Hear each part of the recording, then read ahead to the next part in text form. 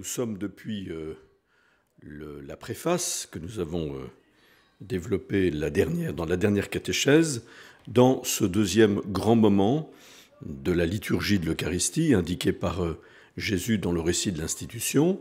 Après, il prit le pain, ça c'était pour l'offertoire. En rendant grâce, il dit la bénédiction, comme on dit maintenant, et non pas il le bénit. Et ça, c'est donc l'acte central de l'Eucharistie, dans lequel nous sommes maintenant entrés. Et puis ensuite, il le rompit et le donna à ses disciples. Ça, ce sera le rite de la communion. Donc nous sommes encore dans ce temps en rendant grâce. On se rappelle qu'Eucharistie signifie précisément action de grâce. Il dit la bénédiction. Voilà.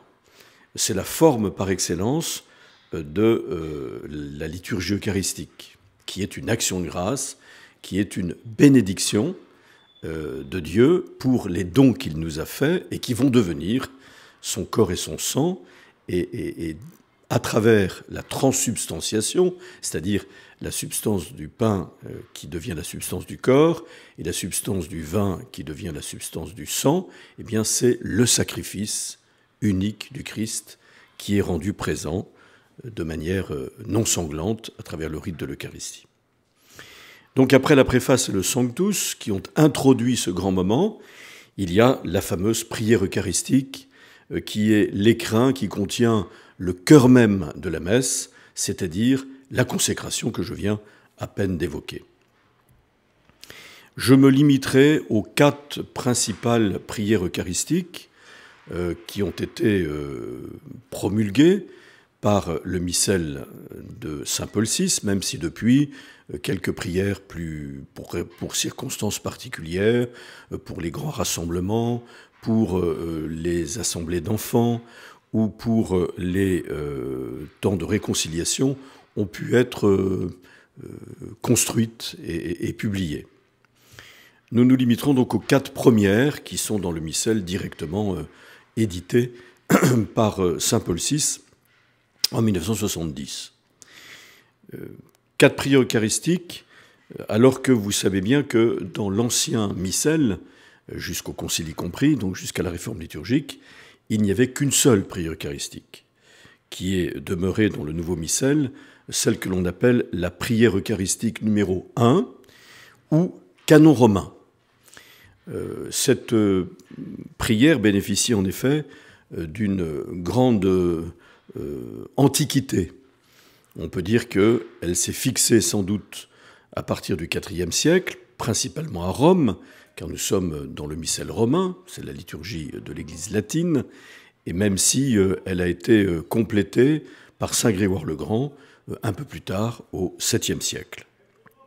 Mais elle comprend des réminiscences sémitiques.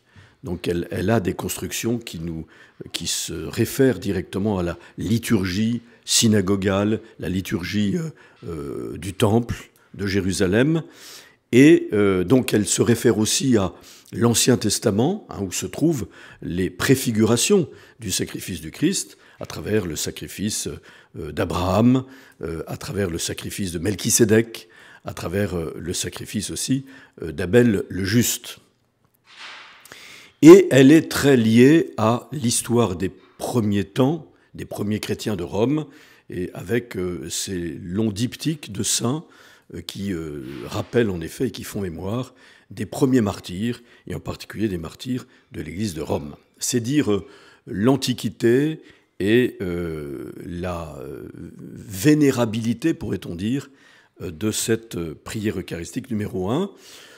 La présentation générale du canon romain indique qu'elle peut être choisie de préférence pour les dimanches, pour les grandes solennités, et en particulier pour les fêtes des apôtres, et je dirais même les fêtes de tous les saints qui sont inscrits de manière permanente dans les diptyques de cette prière eucharistique. On retrouvera dans cette prière, comme dans les 3 autres, qui peut-être ont tiré parti de la connaissance aujourd'hui des anaphores plus orientales, donc qui ne sont pas directement romaines, si je puis dire, mais les relations plus importantes dues au mouvement œcuménique nous permettent peut-être de profiter aussi du trésor de l'Église d'Orient. Comme disait Saint Jean-Paul II, l'Église doit respirer avec ses deux poumons, le poumon occidental, donc plus latin, d'où ce missel romain est tiré, et puis le poumon oriental qui perdure dans les églises catholiques d'Orient. La deuxième prière eucharistique est la plus brève, fait un peu exception. Elle se rapporterait, mais de manière assez éloignée quand même, d'une anaphore de Tertullien, ou d'Hippolyte, pardon, de Rome, au IIe siècle. Donc voilà, mais même si elle était une construction de la réforme liturgique. On retrouvera les éléments essentiels, donc je disais, essentiellement donc le récit de l'institution, qui est au cœur de toutes les prières eucharistiques et qui en est l'objet premier, que l'on appelle le récit de l'institution, car on reprend les paroles que Jésus a prononcées au soir de la dernière scène, lorsqu'il a pris le pain et le vin pour en faire son corps et son sang, son corps livré et son sang versé en rémission des péchés.